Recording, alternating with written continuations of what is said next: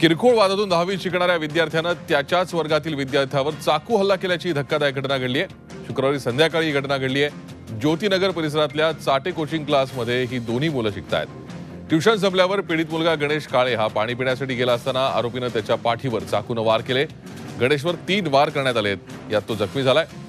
खासगी रुग्णालयात त्याच्यावर उपचार सुरू आहेत। अधिक माहिती घेऊयात। आमचे प्रतिनिधी विशाल करोळे सध्या आपल्या संपर्कात आहेत। विशाल, काय अधिक माहिती आहे?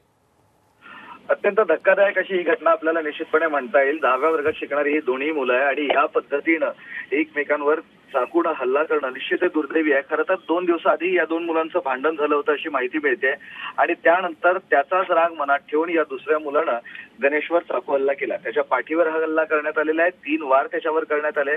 त्यात तो जबर जखमी झालेला आहे। खासगी रुग्णालयात त्याच्यावर उपचार सुरू आहे आणि आता तब्येत त्याची परिस्थिती गंभीर नाही। मात्र तरी सुद्धा अवघ्या 10व्या वर्गात शिकणारे मुलं अशा पद्धतीनं क्रूर होतात कसे आणि अशा पद्धतीच्या घटना करतात कसे, हा निश्चितच विचार करणारा प्रश्न म्हणावा लागेल। अगदी खरं आहे विशाल, धन्यवाद या सविस्तर माहितीसाठी। या संदर्भात जखमी मुलगा जो आहे त्याच्या भावाची प्रतिक्रिया आपल्यापर्यंत येते। आपण पाहूयात नेमकं तो काय म्हणतोय।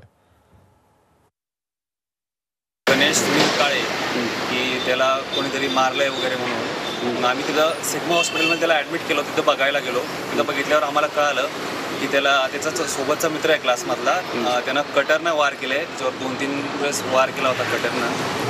आम्ही तिथं केलं। त्याचं रात्री ऑपरेशन झालं सिग्मामध्ये आणि भरपूर त्याचा रक्तस्राव होत होता आणि मग त्याच्यानंतर आम्ही आता पोलीस स्टेशनमध्ये कंप्लेंट केली आहे आणि आता पुढची कारवाई चालू आहे, काय होते काय।